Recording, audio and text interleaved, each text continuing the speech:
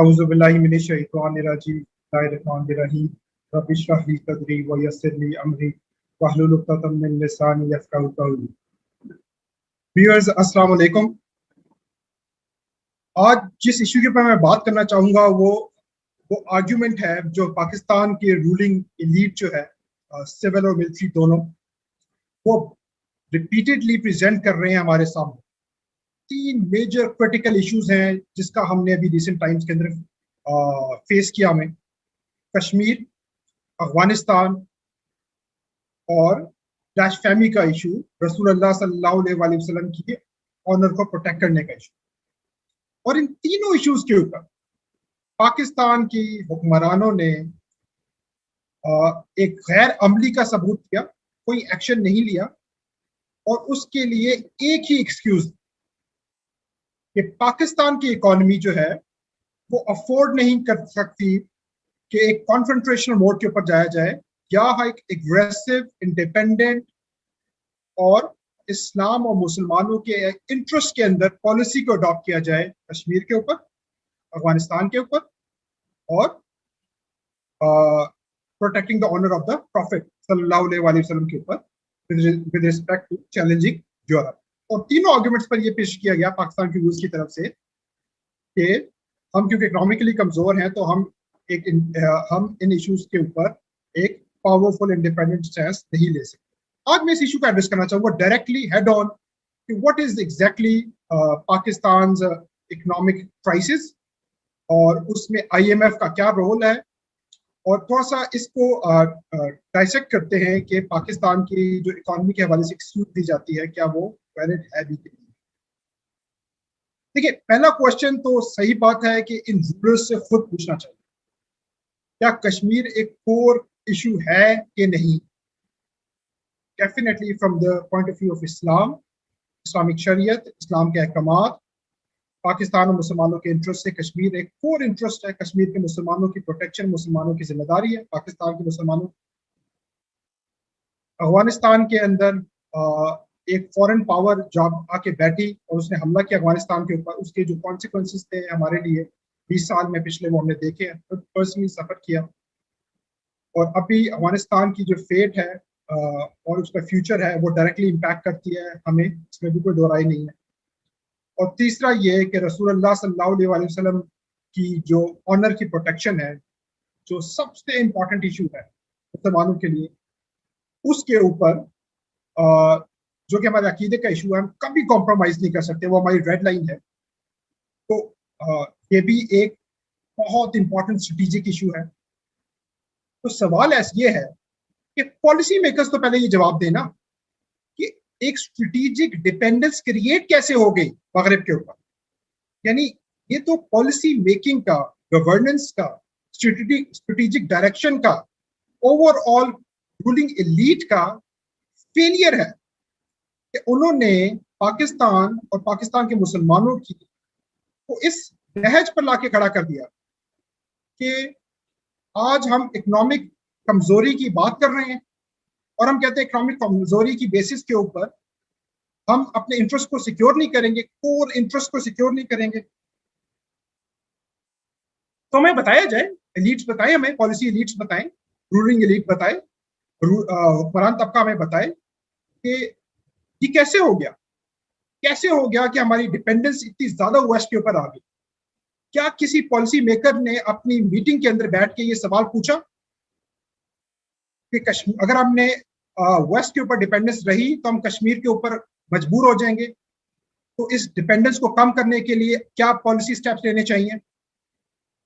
क्या किसी हुक्मरान ने ये सवाल रखा कि अफगानिस्तान के ऊपर अमेरिका को चैलेंज करने के लिए या अमेरिका के ऊपर डिपेंडेंस जो है वो किस तरह हमें नुकसान पहुंचाएगी और इसलिए हमें आज से एक पॉलिसी अडॉप्ट करनी चाहिए ताकि हम अमेरिका की डिपेंडेंस से निकल सकें, अमेरिका के ऊपर डिपेंडेंस से निकल सकें। क्या रसूलुल्लाह सल्लल्लाहु अलैहि वसल्लम के ऑनर को प्रोटेक्ट करने के लिए एक पॉलिसी लेवल डिबेट हुई कि आज तो GSP प्लस का प्रॉब्लम है लेकिन 2 साल बाद, 3 साल बाद हम इस इशू से निकलना चाहते हैं। और ये मैं थोड़ा सा एक्सक्यूज दे रहा हूँ, हालांकि मैं समझता हूँ कि ये एक्सक्यूज है नहीं है, लेकिन जस्ट एक for the sake of argument. देखिए, मैं तो इस आर्ग्यूमेंट को रिवर्स करके उन्हीं लोगों से पूछना चाहूंगा जो लोग आज ये आर्ग्यूमेंट प्रेजेंट कर रहे हैं। ये strategic dependence on the west create कैसे हो गई? पिछले 70 सालों में आप क्या करते रहे हैं? पिछले 10 सालों में आप क्या करते रहे हैं?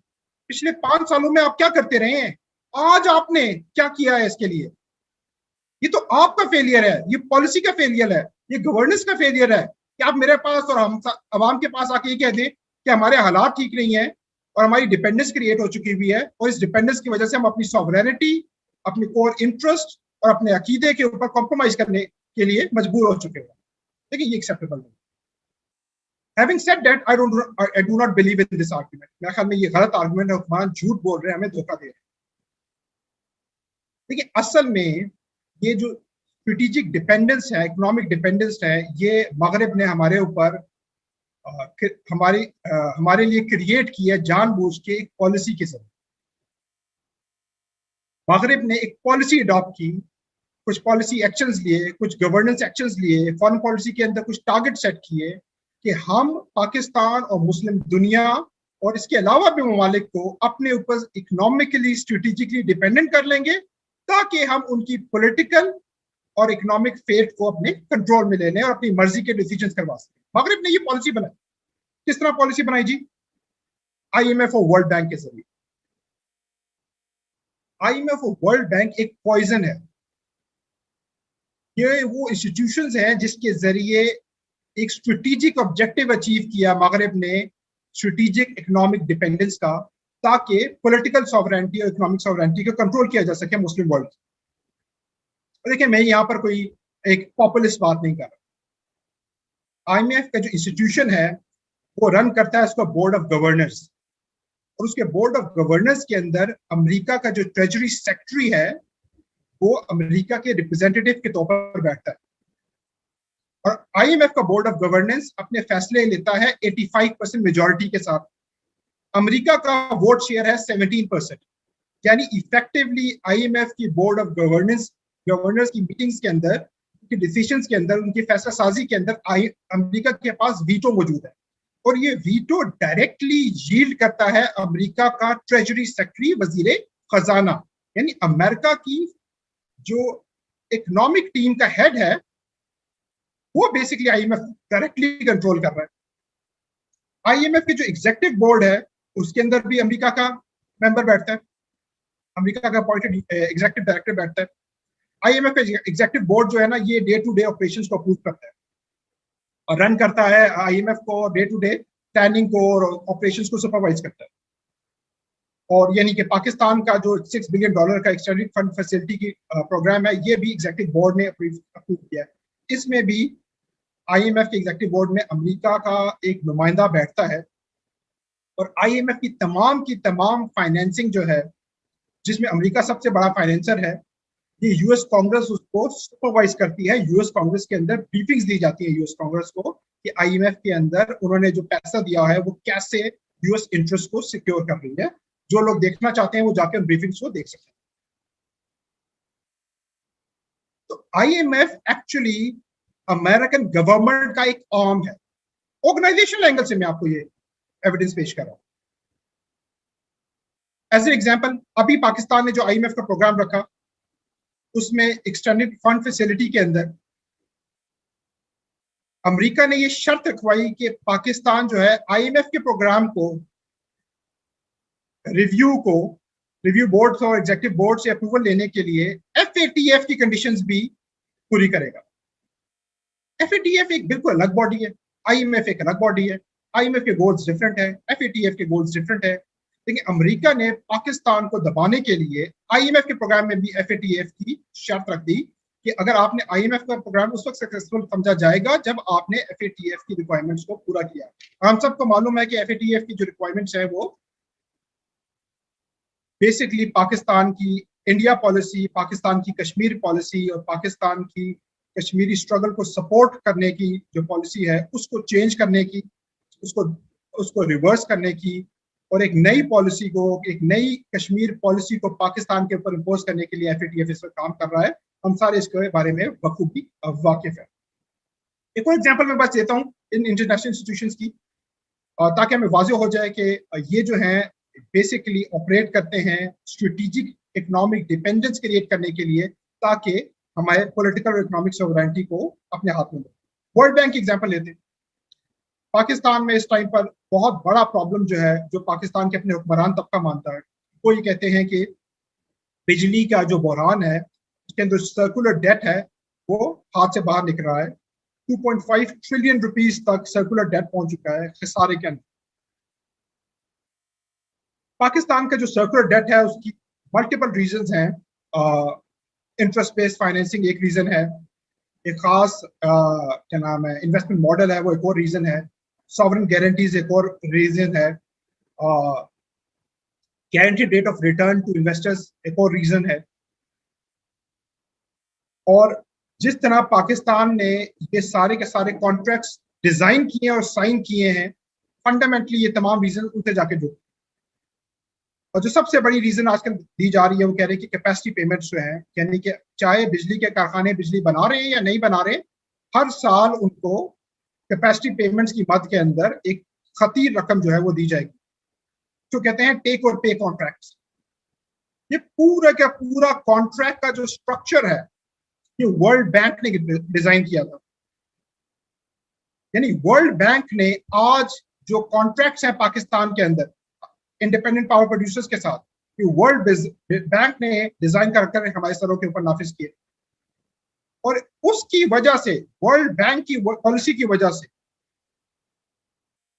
और उसके डिजाइन इन कॉन्ट्रैक्ट्स की वजह से आज कैपेसिटी पेमेंट्स और गारंटीड रेट ऑफ रिटर्न्स और एक खास इन्वेस्टमेंट मॉडल और इंटरेस्ट बेस्ड फाइनेंसिंग की वजह से ये पावर सेक्टर जो है हाथ से बाहर निकल रही है। एक फाइनेंशियल क्राइसिस है, एक खास अंदाज से कॉन्ट्रैक्ट्स को डिजाइन करने का क्राइसिस है।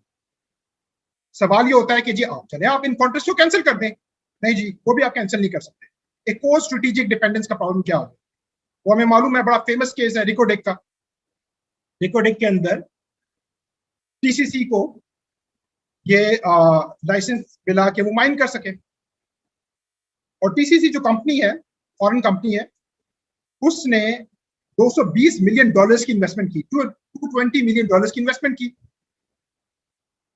और बाद में पता है पाकिस्तान की सुप्रीम कोर्ट ने इसको कैंसिल कर दिया। और टीसीसी ने क्या किया, वो वर्ल्ड बैंक का जो एक क्या नाम है इंस्टीट्यूशन है, international centre for settlement of investment disputes, उधर चला गया और अपनी $220 मिलियन की एवज के बदले में, इन्वेस्टमेंट के बदले में $6 बिलियन की पेनल्टी जो है ना पाकिस्तान के सर के ऊपर डाल दी। क्यों जी, पाकिस्तान ने कॉन्ट्रैक्ट को वायलेट कर दिया। $220 मिलियन की इन्वेस्टमेंट थी, $6 बिलियन की आपके फकी पड़ गई उसके ऊपर। ये स्ट्रेटेजिक डिपेंडेंस एक सिस्टमैटिक पॉलिसी के जरिए पाकिस्तान की इकोनॉमी को कंट्रोल किया जा रहा है। ये आईएमएफ वर्ल्ड बैंक कर रहे हैं। तो आप आज आईपीपी के कॉन्ट्रैक्ट भी कैंसिल नहीं कर सकते, वो फिर दोबारा से इंटरनेशनल सेटलमेंट में चले जाएंगे। आज आप चाइनीज के फर्म्स के क्या नाम है कॉन्ट्रैक्ट भी साइन कैंसिल नहीं कर सकते, वो भी इंटरनेशनल आर्बिट्रेशन में चले जाएंगे। तो एक इंटरनेशनल आर्किटेक्चर है, इकोनॉमिक आर्किटेक्चर है, उसको सिस्टमेटिकली ऐसे डिजाइन किया गया है ताकि ये स्ट्रेटेजिक इकोनॉमिक डिपेंडेंस क्रिएट की जाए। ये कहते हैं जी जियो इकोनॉमिक्स के ऊपर हम आ रहे हैं। कौन सी जियो इकोनॉमिक्स? आप तो इंटरनेशनल सिस्टम के ऊपर फंसे हुए हैं। हाँ, अगर आप कोई विजन पेश करते हैं और आप कहते हैं हाँ हम आज से ये पॉलिसी का अनाउंस कर रहे हैं, 5 साल के अंदर, 10 साल के अंदर पाकिस्तान एक इंटरनेशनल स्ट्रेटेजिक डिपेंडेंस और इंटरनेशनल इंस्टीट्यूशन से निकल आएगा, ठीक है।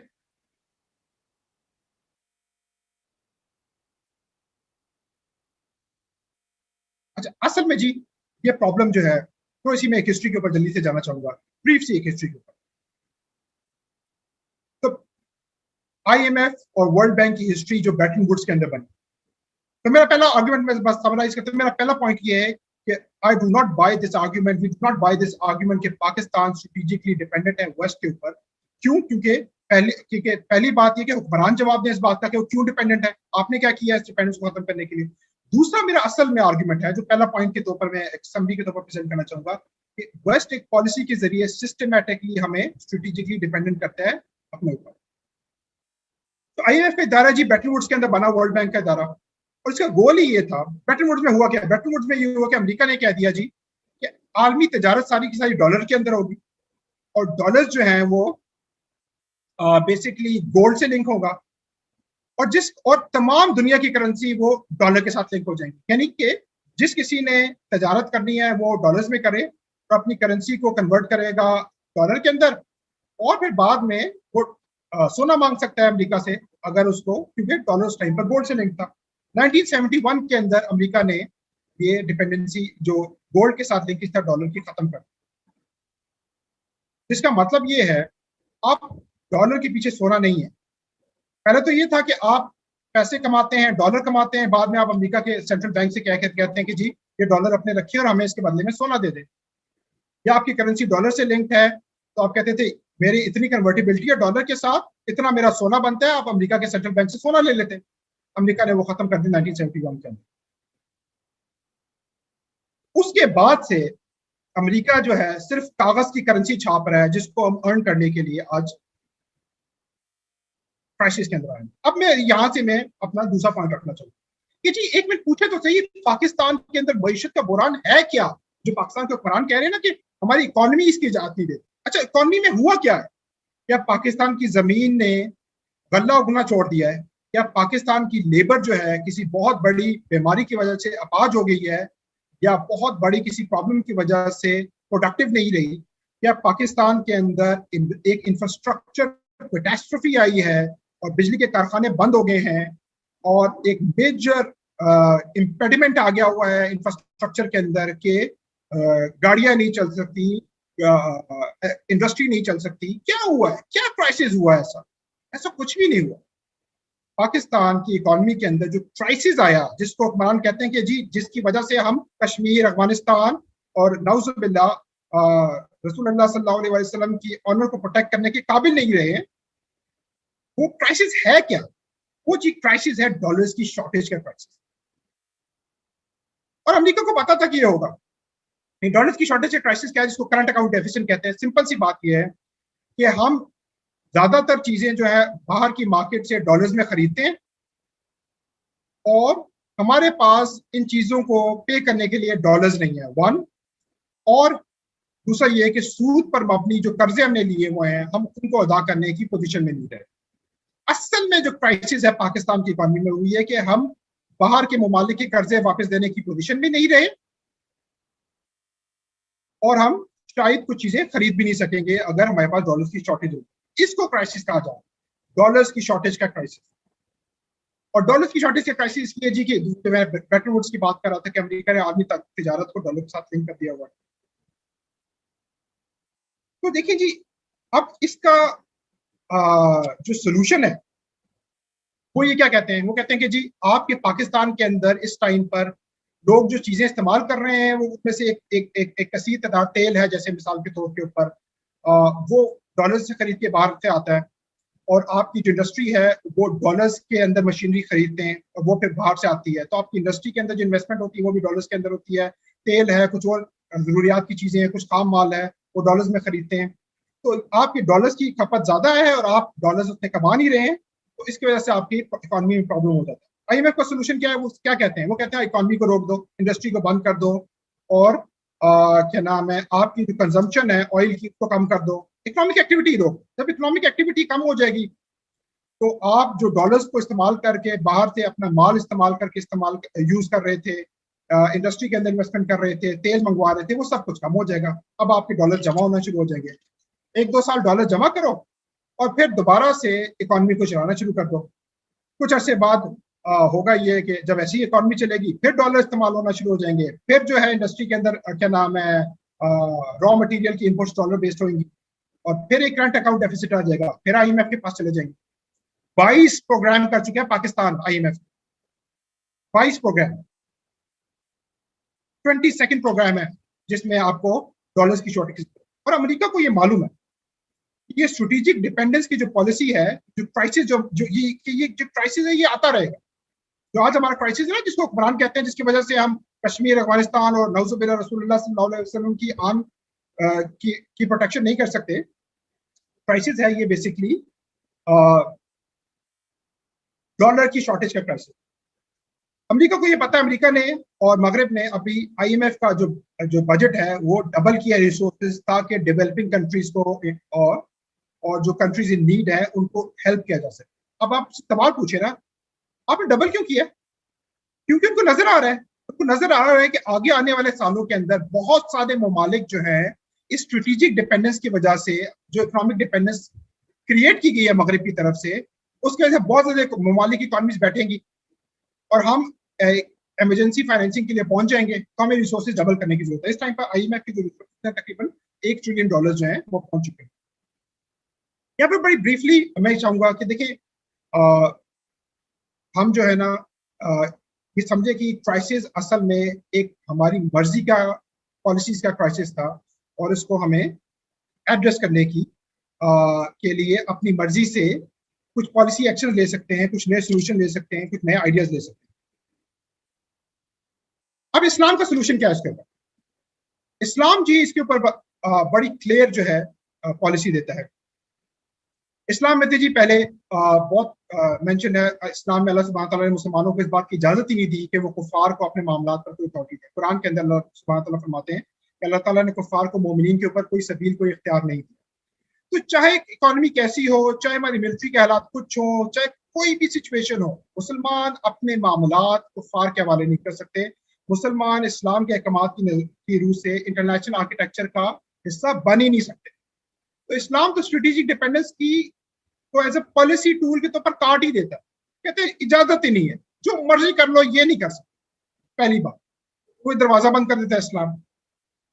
दूसरी बात यह कि जी इस्लाम जो है मुसलमानों को एक रियासत तले, खिलाफत तले इकट्ठा करता है और मुसलमानों के रिसोर्सेज को इकट्ठा करता है। जब 1924 के अंदर खिलाफत तबाह हुई और फ्रांस और बरतानिया ने उससे पहले एक रोड मैप बना लिया, साइक्स-पिकट एग्रीमेंट, जिसके तहत जो है उन्होंने मुस्लिम दुनिया को केस से बखरे करके मुस्लिम सरजमीन को काट के अपने आपस में बांटना था।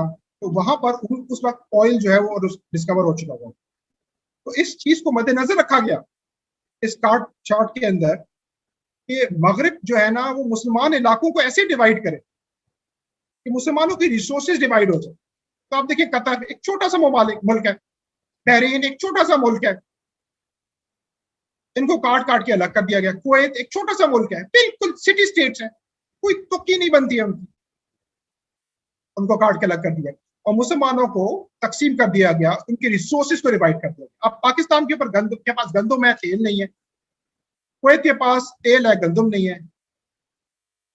तो ये जो डिवीजन ऑफ रिसोर्सेज हुई और जानबूझ के खास अंदाज में इसको किया गया है 1924 से पहले साइक्स-पिकट एग्रीमेंट के अंदर, इससे मुसलमानों के वसाइल भी तकसीम हो गए। तो इस्लाम जो है मुसलमानों के खिलाफत तले इकट्ठा करता है और मुसलमानों के वसाइल को जोड़ता है।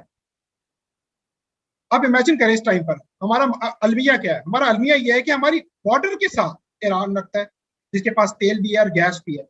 हम तेल और गैस ईरान से इसलिए नहीं ले सकते क्योंकि पर हमारे ऊपर सैंक्शन लग जाएंगे। अच्छा, सैंक्शन लगने से क्या होगा?